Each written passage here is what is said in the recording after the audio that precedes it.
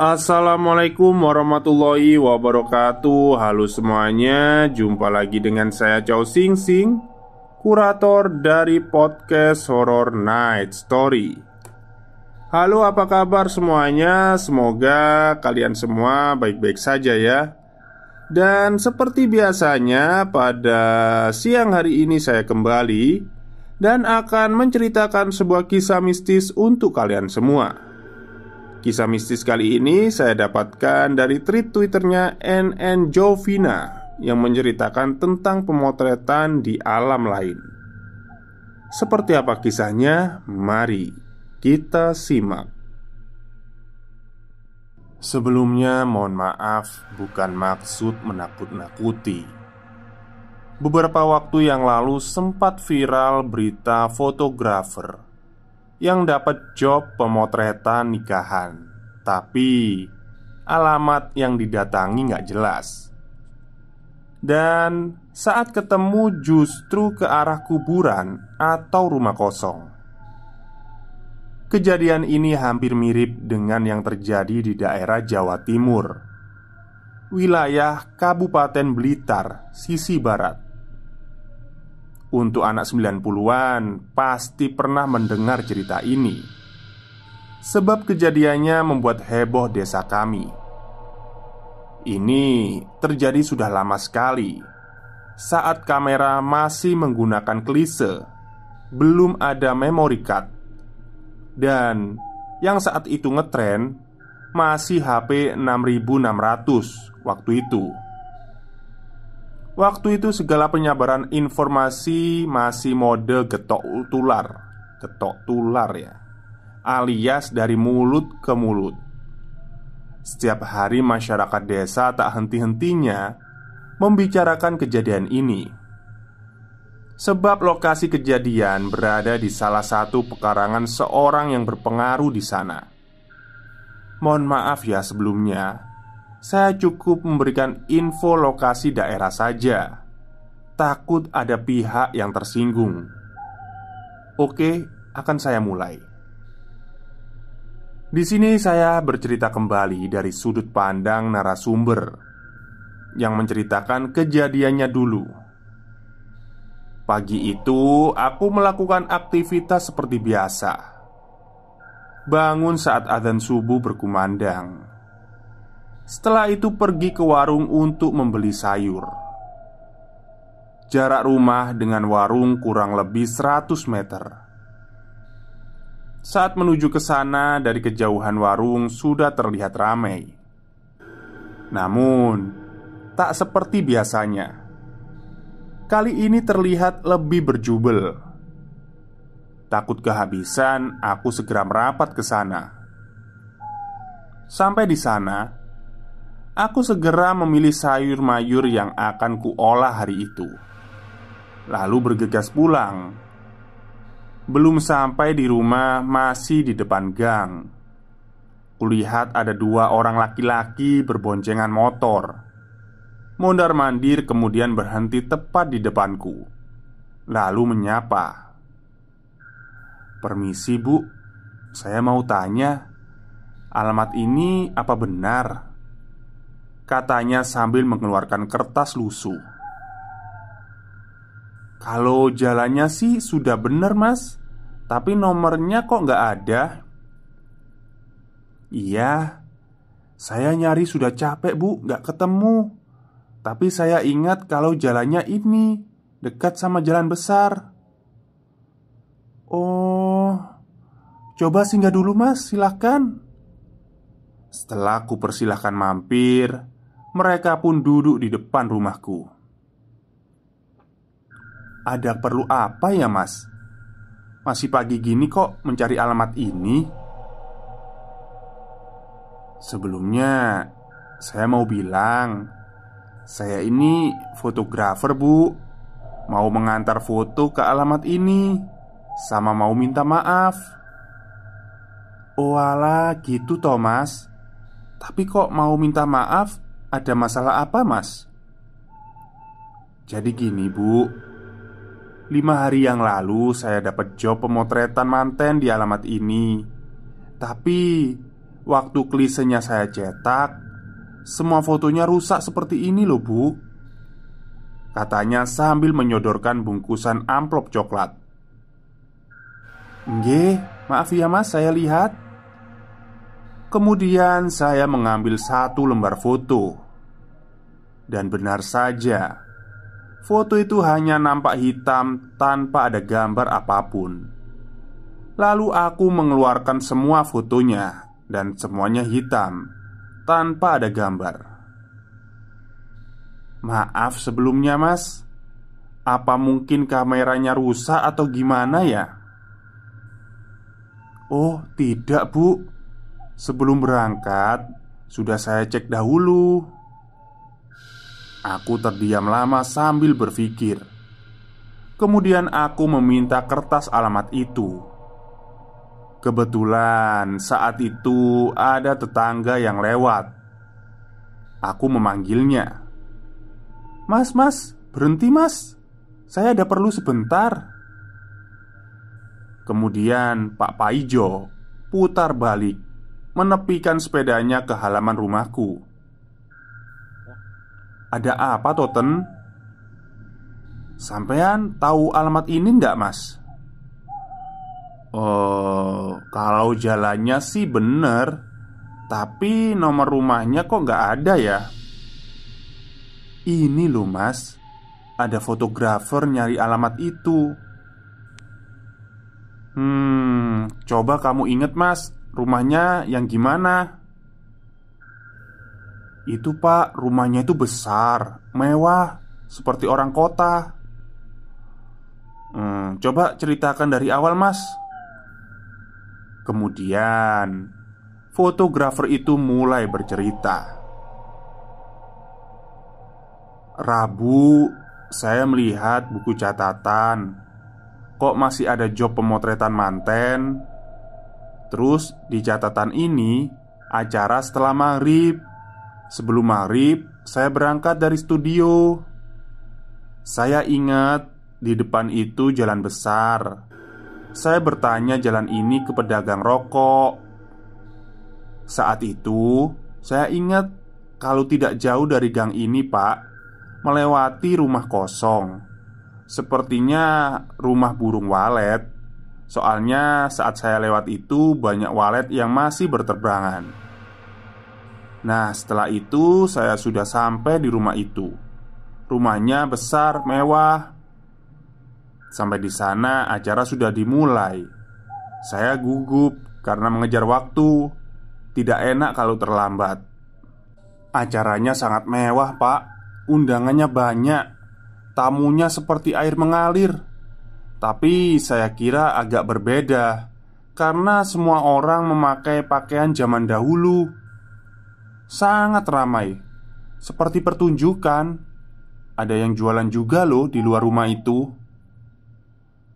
Sampai di sini, Pak Paijo mengernyitkan dahi.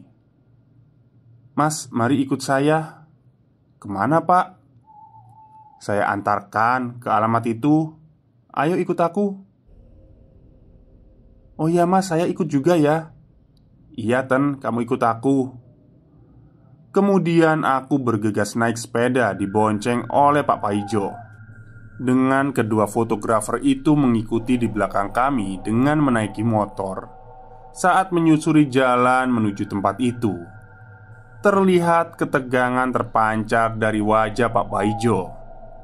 Beliau berkata padaku, "Jangan sampai kejadian ini benar." "Lah, kenapa sih mas?" Belum sampai menjawab, tiba-tiba Pak Paijo menghentikan laju sepedanya. "Sudahlah, dibahas nanti aja. Cepat turun, sudah sampai ini." "Iya mas."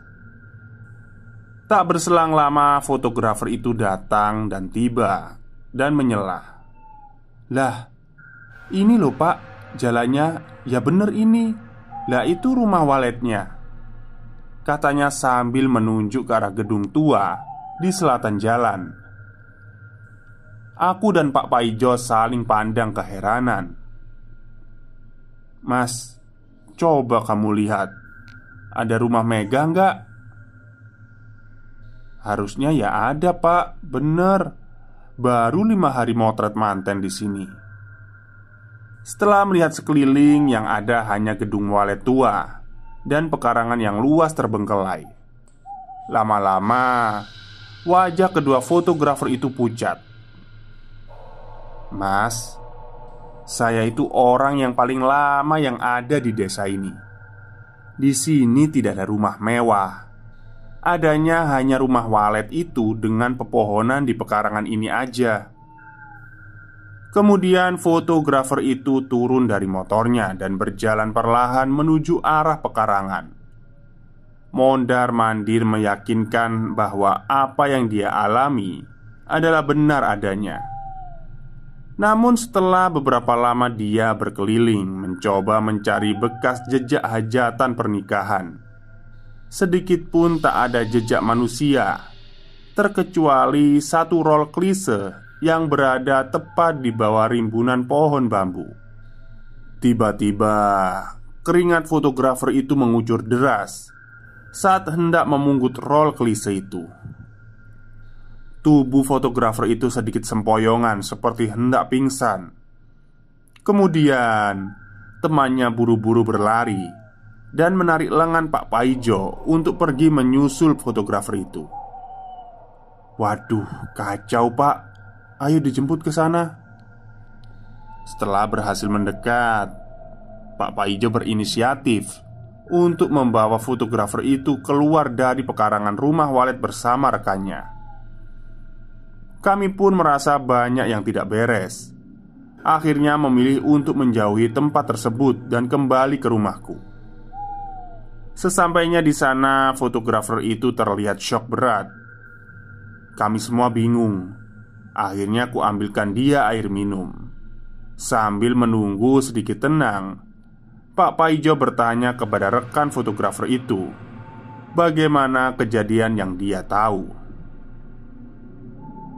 Tadi pagi saya cuma diajak menemani teman saya ini pak. Soalnya waktu pemotretan itu saya nggak ikut. Loh, berarti teman kamu ini sendirian ke sana? Enggak pak. Oh alah mas, kok berani sekali sendirian? Tiba-tiba fotografer tadi menyaut. Astagfirullah pak, katanya sambil memandangi klise yang dia temukan tadi. Jadi saya benar-benar 5 hari yang lalu di rumah Mega itu pak. Ini buktinya. Tapi itu tadi tidak ada rumahnya kan mas? Iya pak, iya. Tapi pak, yang saya alami kemarin itu nyata. Seperti nyata. Ada orang hajatan pernikahan. Sampai di sana langsung masuk rumah karena gugup saya pak. Saya tidak memperhatikan satu dan lainnya.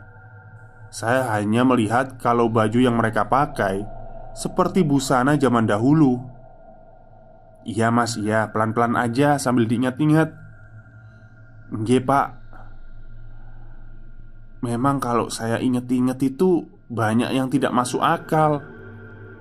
Ramainya hajatan seperti pasar malam. Wajah orang-orang itu juga dingin. Tidak tegur sapa, tidak senyum dan lempeng aja. Dan yang membuat saya takut, saya bertanya di mana saklar lampunya berada. Yang punya rumah hanya melototin saya aja tanpa menjawab. Ya akhirnya saya cari sendiri. Waktu itu rasanya adem angin semilir di dalam rumah itu. Seperti gedung bioskop luas sekali, katanya sambil sesekali menyeka keringatnya. Kemudian fotografer itu melanjutkan ceritanya. Saat itu semua undangan ikut berfoto. Saya heran, yang foto banyak sekali nggak habis-habis. Tapi saya tidak kepikiran macem-macem karena ngejar waktu, menyempatkan supaya cepat selesai. Karena itu job terakhir di bulan ini pak. Setelah itu saya menemui yang punya rumah. Saya kasih tahu kalau fotonya jadi 5 hari lagi. Bayarnya kalau foto udah jadi. Tapi beliau hanya mengangguk, sama sekali gak menjawab. Astagfirullah. Ya udah mas, alhamdulillah loh, kamu masih bisa pulang, sehat, seger buger. Maksudnya pak? Ya syukur kamu gak hilang mas. Alhamdulillah bisa keluar dari sana. Pak Paijo kemudian menjelaskan pada fotografer itu bahwa dia beruntung karena hanya dimintai tolong oleh makhluk halus, tanpa disakiti ataupun ditahan di alamnya. Menurut ceritamu, kamu itu dimintai tolong oleh makhluk halus mas. Tapi kalau niatnya mencelakai, pasti kamu tidak bisa kembali pulang, alias kalap, tinggal di dunia makhluk halus. Jangan takut kamu. Tak henti-hentinya fotografer itu beristighfar dan mengucapkan syukur karena dia bisa melewati hari itu. Iya pak, saat saya pamit, yang punya rumah hanya mengangguk. Saya heran karena menurutku waktu saat itu sangat lama pak. Saya sampai di rumah sudah jam 2 pagi. Saya hanya mengira karena terlalu banyak undangan yang ingin berfoto, hingga waktu tak terasa sudah lewat tengah malam. Karena rasa lelah yang berlebih, saya nggak sempat mikir yang macem-macem. Sampai kemarin pas saya cetak foto itu, hasilnya rusak semua. Nggak ada gambar, hanya hitam legam, seperti kegelapan malam. Saya kaget dan gugup, takut kalau pemiliknya marah. Barulah saya berpikir ini aneh, dan saya ingin meminta maaf kepada pemilik. Sebab foto ini pasti sangat berharga bagi pemiliknya, karena ini momen spesial. Tapi nggak nyangka pak, kalau ternyata yang saya alami ini adalah pemotretan pernikahan gaib. Alhamdulillah mas, tidak ada apa-apa. Yang jelas, jasa sampean ternyata sudah dibutuhkan oleh mereka di dunia lain. Menurut orang zaman dahulu, kalau ada kejadian menolong makhluk alam lain dan kita masih bisa selamat, maka mereka akan bisa membalas kebaikan mereka. Kebanyakan usaha si penolong akan semakin lancar. Bersyukur ya sampean masih bisa keluar dari alam mereka. Iya pak, kalau gitu saya pamit dulu ya. Kemudian fotografer itu pun pamit untuk pulang. Ya begitulah kurang lebih yang saya dapat ceritakan. Saya sendiri percaya kalau hidup kita berdampingan dengan dunia mereka. Namun ada baiknya ketika kita hendak melakukan sesuatu atau saat selesai melakukan sesuatu, untuk selalu berdoa terlebih dahulu, agar senantiasa dalam lindungan yang maha kuasa. Mereka yang tak kasat mata akan memanfaatkan kelengahan kita. Jadi jangan lengah ya, jangan kosong. Selalu fokus dan berdoa. Terima kasih telah membaca dan menunggu. Mohon maaf kalau penulisan tweetnya agak berantakan. Terima kasih. Baik, itulah cerita singkat dari tweet Twitternya NN Jovina yang menceritakan tentang pernikahan gaib. Serem juga ya, tapi katanya kalau udah pernah mengalami hal itu atau pernah dimintai tolong oleh makhluk gaib itu, katanya usahanya lancar. Ya nggak tahu juga sih. Mungkin aja makhluk gaibnya ini ya, kayak balas budi terus mendatangkan orang-orang gitu. Tapi kan itu kan juga tetap apa ya, tetap itu ada campur tangan yang di atas. Kita juga jangan percaya lah, jangan terlalu percaya lah kayak hal itu. Oke, mungkin itu saja yang bisa saya sampaikan pada siang hari ini. Kurang lebihnya saya mohon maaf. Wassalamualaikum warahmatullahi wabarakatuh.